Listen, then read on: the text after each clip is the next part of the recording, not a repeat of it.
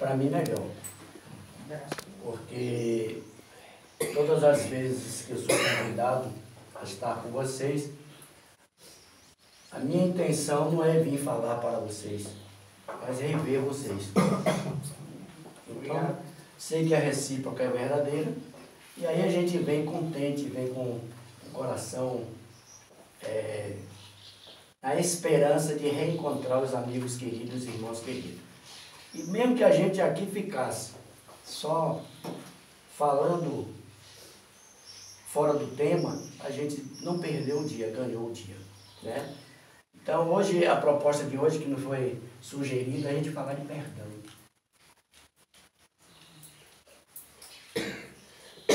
E, preparando a nossa palestra, dentro de pesquisa, sem livro, às vezes, para ter sobre esse tema, a não ser do Evangelho, estava meditando sobre o que falar. Aí, de perdão, meu neto de 10 anos faz: vovô, o que é perdão? Porque tudo que a gente vai falar, a gente tem que conceituar, a gente tem que definir. E aí a gente perguntaria assim, ele fez a pergunta para mim, eu disse: eu vou fazer para vocês. O que é perdão? Pode chutar, não tenha vergonha não.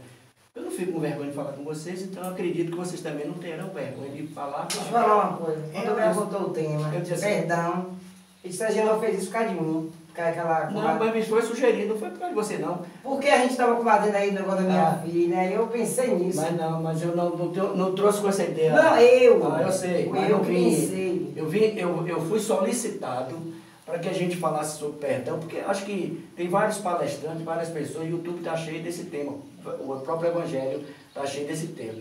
Então sempre é um desafio falar de um tema onde o qual, não só você, mas onde o qual todos nós precisamos compreender sobre perdão. Porque nós não perdoamos ainda. Então, o problema de perdão é uma engrenagem que faz com que a gente ainda não está preparado devido à nossa própria imperfeição. Então, vocês vão me responder ou não? Eu acho que perdão é abrir o coração. Minha irmã disse que abriu o coração. Para o amor. Para o amor, ótimo. E alguém tem mais alguma coisa? Para mim, olha, para mim o perdão é a gente esquecer que um caso, uma ofensa, entendeu? O Deus fez a gente. Certo. Entendeu? Ótimo. Mas aí você me disse uma coisa que agora eu vou dizer. O perdão não é o coração, o esquecimento é a mente. Porque mas a gente, às vezes, ela perdoa qualquer coisa. Mas a mente não esquece. Passa na cara. Mas a minha eu não esqueço. A mente não esquece. Eu Eu acho que eu o perdão discuti é mais o essa coração. semana por causa disso. Esquecer outra conversa. Porque eu já perdoei a muita gente. Mas eu não esqueci. Não esquece, não. Você não esquece. Então eu acho que o perdão é coração. Esquecimento é mente. E a nossa mente não Mas eu acho dirigimos. que meu modo de pensar é o seguinte: esquecer é quando, no caso, uma pessoa faz uma maldade comigo. Aí eu perdoo. Aí qualquer coisa que ela faz comigo, eu vou lembrar de novo. Aí não é perdão. Aí é relatar o passado. Ai, não. Ótimo. Então vamos seguir. Bora seguir. Vamos seguir. Porque a questão... Eu estou aprendendo que o perdão é a gente não se sentir magoado, porque a gente sofre quando não perdoa. E se a gente quer ter uma vida assim, que não traga problemas para a gente tem que aprender, pelo menos, a esquecer essas ofensas, para a gente ter um equilíbrio. Porque também, quando a gente não passa a esquecer, aquilo vira um problema, uma angústia. Você vai ali alimentando aquele rancor. Então, é uma questão, para mim, de sobrevivência. Para você ter um bem-estar. Para mim, o perdão é a gente esquecer todas as mágoas que o próximo faz para a gente e ser um amigo fiel da partir daquela data em diante. Ótimo, obrigado. Agora vamos pegar no livro Boa Nova. Como não tinha esse livro, tomei emprestado e digitalizei. Mestre, isso é Filipe falando com Jesus. Para a gente tem uma ideia do que nós vamos conversar. Chamaram-vos servo de Satanás e reagimos prontamente. Chamaram Jesus de servo de Satanás. Observávamos que por vós mesmo nunca oporeis a contradito. Convicto de haver prestado excelente serviço ao Mestre bem amado, e por isso revidamos aos ataques com a maior força de nossas expressões. Ok? Aí Jesus, saindo da sua reflexão, ele disse: acaso poderemos colher uva nos espinheiros? De modo algum, me empenharia em Nazaré numa contradita estéril aos meus opositores. Contudo, procurei ensinar que a melhor réplica é sempre a do nosso próprio trabalho, de esforço útil que nos seja possível. Nesse particular, não deixei de operar na minha esfera de ação, de modo a produzir resultado a nossa excursão à cidade vizinha, tornando-a proveitosa sem desdenhar as palavras construtivas no instante oportuno. De que serviriam as longas discussões públicas, inçadas de doestos e zombarias? Ao termo de todas elas, teríamos apenas menores probabilidades para o triunfo glorioso do amor e maiores motivos para a separatividade odiosa e dissensões. Só devemos dizer aquilo que o coração pode testificar mediante atos sinceros, porque, de outra forma, as afirmações são simples ruído sonoro de uma caixa vazia. Perceberam?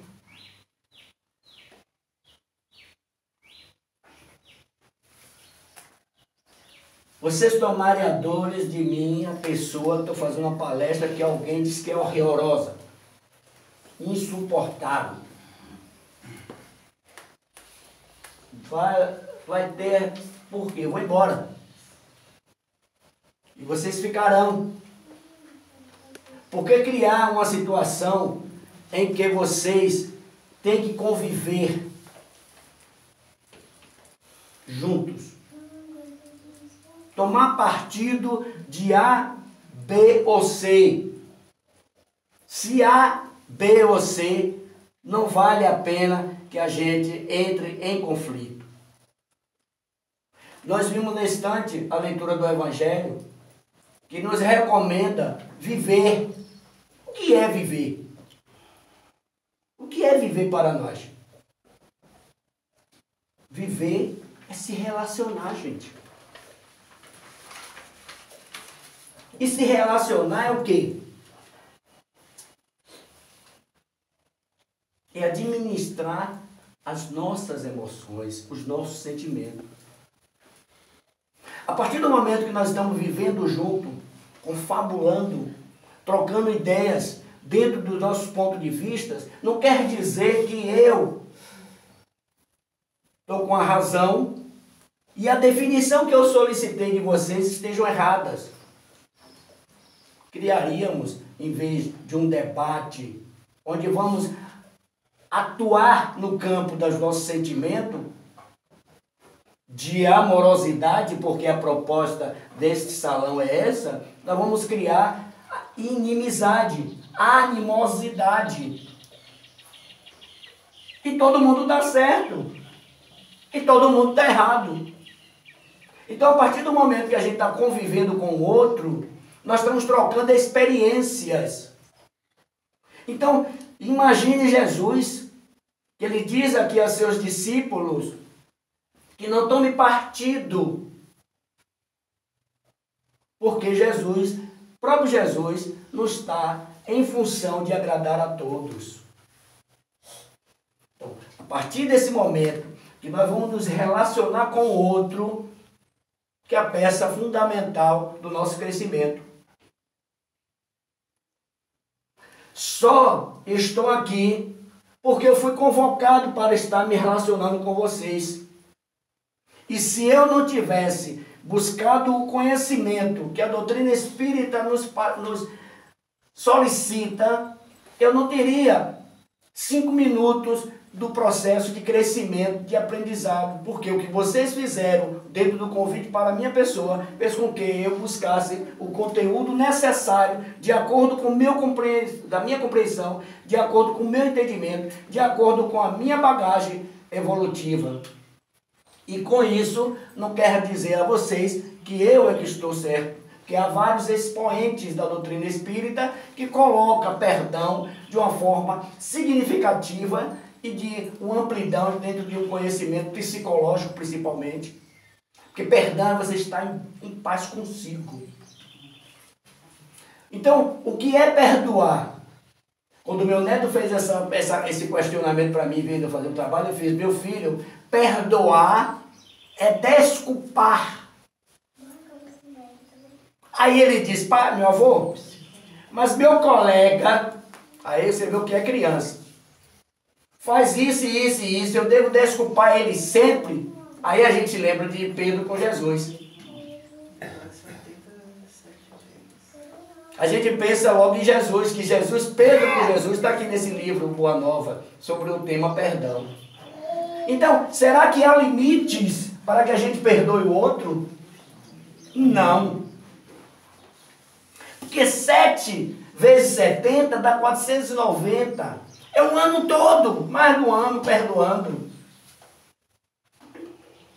Perdoar, diz Divaldo, não é esquecer. Mas perdoar não é ser conivente com o erro alheio. Ora, o que é esse relacionamento? Que a gente viu que é administrar as nossas diferenças. E essas diferenças é que geram mágoas. Somos seres diferentes. Culturalmente, diferente em atitudes, diferente em quase tudo, porque não somos iguais. A casa espírita, aqui, creio que vocês têm um regimento. Vamos dizer que não tem, mas se não tem, deverá ter. E se tem, nós vamos obedecê-lo. Então, dentro desse relacionamento, aqui diz: olha, você tem que se portar aqui na casa espírita assim, assim, assim, assim. Então, a partir do momento que a minha rebeldia não condiz com a proposta da casa, gera-se conflitos. Gera a guerra, que o nosso irmão acabou de dizer.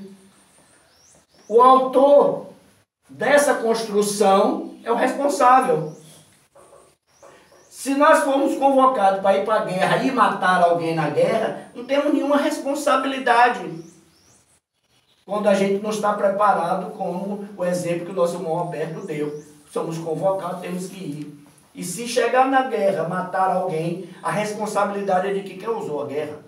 A nossa responsabilidade está, como diz o livro dos Espíritos, a partir do momento que nós utilizamos desse artifício para sermos cruéis.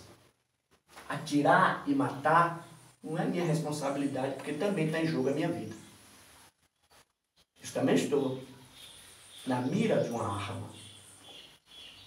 O meu inimigo, ele não é meu inimigo. Consequências das confluências dos governantes. A minha responsabilidade é a crueldade com que eu vou fazer com o nosso irmão combatente.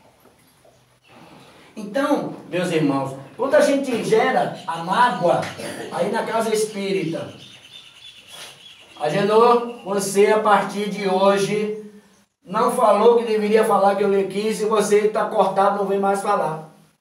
Olha, eu posso ligar ou não. Aí eu gera em mim uma mágoa, um ressentimento. Foi essa a relação que fez com que a gente, dessa diferença, gerando mágoa. Ora, o que vem a ser isso, essa mágoa? É um sentimento também, uma sensação de desconforto, gente. E essa sensação de desconforto não precisa ser fora com a Genô, com nós aqui, não, que somos irmãos só de doutrina espírita. Esse desconforto a gente vivencia é no nosso lar. Esse desconforto a gente vivencia é com as pessoas próximas a nós, são os amigos. Por quê? Porque a gente cria expectativa com o amigo. O inimigo não. O inimigo é verdadeiro. O inimigo diz a você, na tampa da lata, logo tudo, mas o amigo não.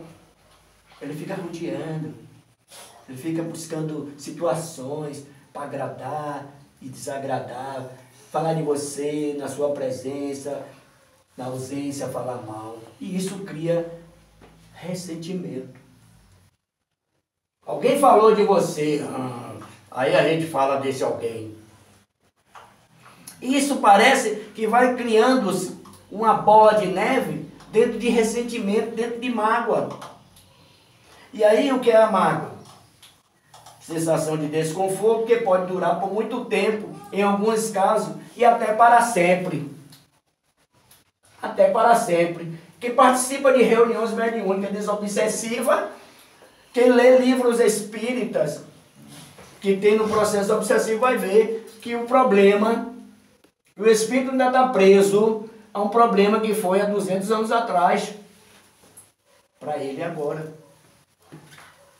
Essa novela que a gente está vivenciando agora às 7 horas, traz um problema de povo do século XIX, mas o problema de vamos dizer, o problema de um amargo, de um ressentimento é hoje. É todas as vezes que eu lhe vejo. Eu vou lhe dizer um exemplo. Uma irmã nossa de doutrina espírita, certa vez, me levantou um falso. A gente não fica confortável em falar, como diz aqui o Boa Nova, ainda com uma sensação de antipatia ao outro. Porque se a gente falar que a gente só é amor, a gente é hipócrita. A gente é muito mentiroso. Tem que ser verdadeiro. Então, como eu não tenho um nível de evolução como Jesus, eu me chateei. Vamos dizer, eu fiquei com raiva. E uma irmã lá da casa disse assim, Genô, Nívia, todos conhecem, perguntou para mim, você sente raiva? Eu disse, sinto, minha irmã. E senti raiva dessa fulana. Ia fazer uma palestra no Ceareiro, a respeito do amor. E quando eu estou na Copa assim sentado fazendo minhas reflexões, ela entra com o marido. Pronto. Gelou completamente. Eu ia embora. Eu ia fugir da raia. Eu fiquei desconfortável. E por quê? Foi ela a culpada? E fiquei compreendendo? Não. Eu que estava algemado ao sentimento dela. Ia falar de amor. E vou embora. O coração acelera. Cessou. Eu não tive mais controle sobre a minha pessoa, sobre a minha emoção. Sentei, busquei orar. Parece que a gente balbucia as palavras, mas não sai. Não tem a sintonia, oração com a pessoa. Quando eu parei um momentozinho que é como se fosse uma voz dentro da minha cabeça. Ouvi nitidamente. Disse, Genô, vá lá e dê um abraço em fulano. Ah, meu Deus. Não vou não. Eu comigo. Não vou não. Vai, não vou. Vai, não vou. Vai, não vou. Vai, não vou, fui. Aí fui. Fui tanto, né? Aquela má vontade, porque eu saí da espiritualidade, fui na casa espírita. Fui à toa. Saí. Aquela má vontade, com aquela perca, aquela, né? Tinha aquela vontade de abraçar um amigo, um amplexo de um amigo é outra coisa, né? Ah, que ternura, que coisa gostosa você abraçar um amigo. Aí fui abraçar essa criatura. Aí fui na raça, mas fui. Cheguei lá, mentalmente disse, tu carrega tudo que é seu, rapaz. Eu estou carregando há muito tempo essa cruz e não me pertence. Isso é seu. E dei para ela. Se no Ceareiro naquele dia tivesse hoje esse aparelho que meu irmão está fazendo, eu ia ouvir, ia ver, rever, tantas vezes fosse necessária essa palestra. Por quê? Porque foi o dia que Deus me proporcionou, junto com a espiritualidade, um dos melhores dias que eu trago meus roteiros, porque a cabeça de velho esquece, né? Trago meu roteiro para tentar me direcionar. Menina, eu falei, intuído, uma espiritualidade que eu esqueci o que eu ia levar. Se deixasse, eu falava 5 horas. Pena que não teve esse aparelho para eu ficar ouvindo. Eu disse que coisa boa, viu? Porque você falar de sentimento de amor, você falar de sentimento de perdão, por que a gente precisa perdoar, gente? Capítulo, acho que é o 10, né? Injúria e violência. Não me lembro agora. Por que a gente precisa perdoar? Jesus não perdoou. Por que ele não perdoou? Porque ele não se ofendeu. O problema todo é esse. Perdão para nós é porque nós nos ofendemos. Aqui na Casa Espírita pode dizer, você, essa palestra está horrorosa, milindro, me ofendo. Não lhe suporto mais porque você não está querendo falar a minha linguagem. Ah, mas se você disser que eu sou uma palestrante nota 10, aí a asa fica parecendo um pavão. Não é verdade? Então é por esta razão que a gente precisa ter um controle da emoção. O sentimento de emoção é de eu para eu. De mim para comigo. De vocês para vocês. Porque a gente não está aqui para consertar o mundo através de quem? Só se consertamos o mundo através de nós próprios. Os erros estão aí banalizados. Necessário. Porque se não fosse necessário, Deus já tinha dado uma prerrogativa nesse processo. Tudo que está acontecendo é de acordo com o merecimento, o reajuste, a análise das coisas. Precisamos analisar as coisas como são.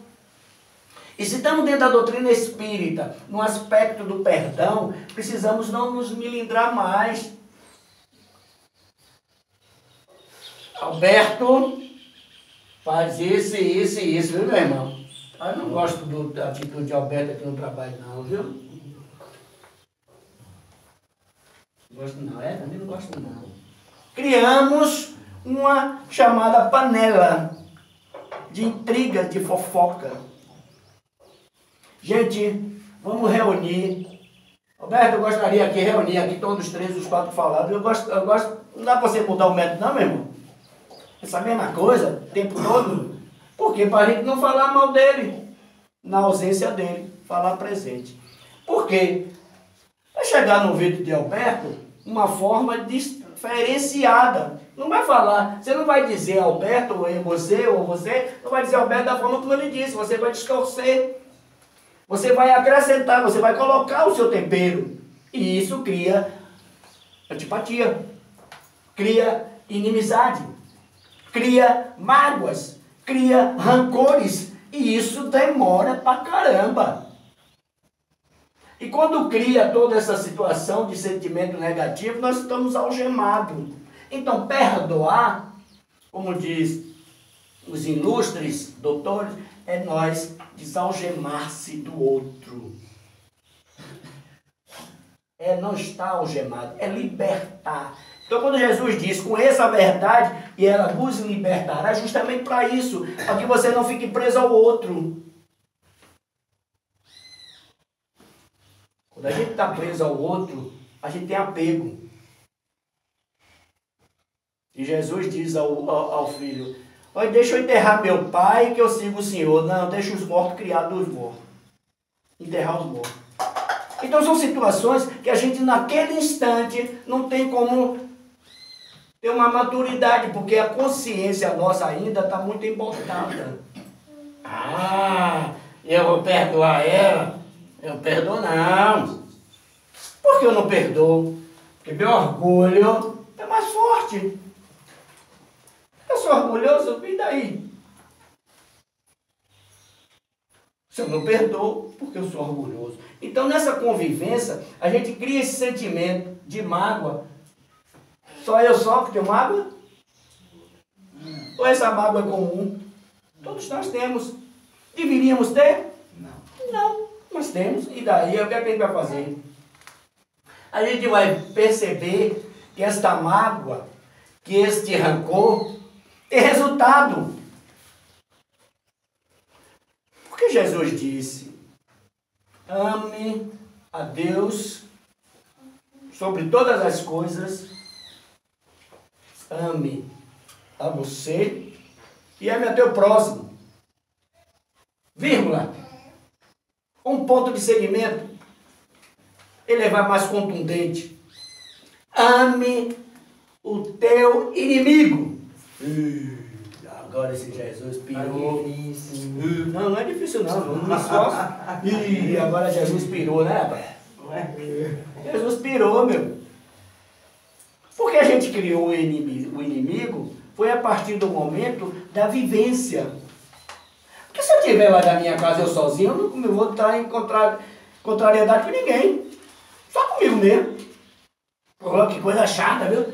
Não tenho o que fazer. Peguei a resmungar o tempo todo, porque eu não tenho o que fazer, porque eu não tenho nada para diferenciar. Mas quando eu tenho o que fazer, eu tenho que me relacionar, digo, olha, eu vou no trabalho, na casa espírita. Eita, na casa espírita é onde tem mais conflito, viu, gente? Sanatório de Doutor Inácio, Esperança, está cheio de espírito. É só ler o Sanatório Esperança, na terceira dimensão, cheio de espírita. É onde é que tem mais espírita, é lá no Sanatório Esperança, Doutor Inácio. Por quê? Porque a gente não compreende a mensagem evangélica. E quando compreendemos meia dúzia de palavras, tá bom, depende toda a palavra, não. Jesus disse aqui aos seus discípulos, caixa vazia, pouca. Decorar meia dúzia de palavras, falar de perdão, é uma responsabilidade que vem aqui. Vai dizer, a gente não você perdoa, não é fácil, é impactante. Naquele instante, você vai ter que aprender. Por que você tem que aprender? Por quê? É emoção. Emoção é sua fotografia áurica. Quando na Rússia que fez aquela fotografia Kirlian, ele fotografou, foi a aura, energia. Nós somos energia, estamos no corpo físico, mas somos espírito. Transporte que transmite entre o físico e a energia chama-se perispírito. Ele está aqui. E entre o perispírito e o corpo físico há o corpo áurico. Imaginemos mágoa, raiva, ressentimento. Né? Fica parecendo quem lê esse livro. André Luiz nos narra muito no plano espiritual inferior.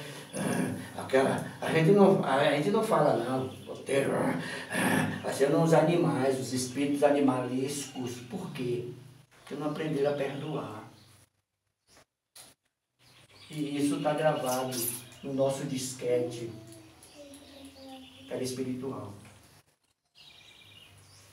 Capítulo 5 do Evangelho diz, quando você está doente de câncer, de ansiedade, disso ou daquilo, você está com um problema sério de mágoa, ressentimento de ontem e repercute no hoje.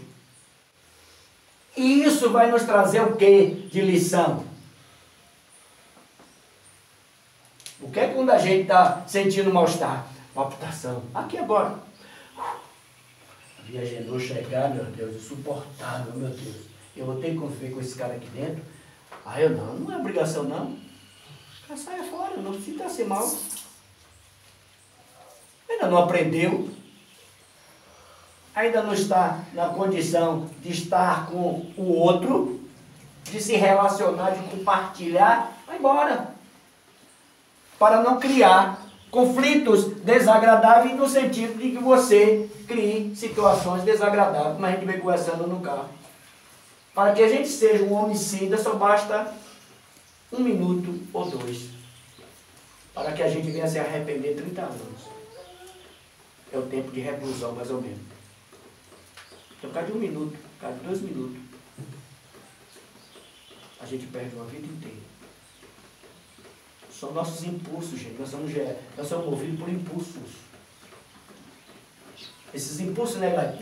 Não falo não. Eu quero conta. Reconcilia-te o mais depressa com o teu adversário.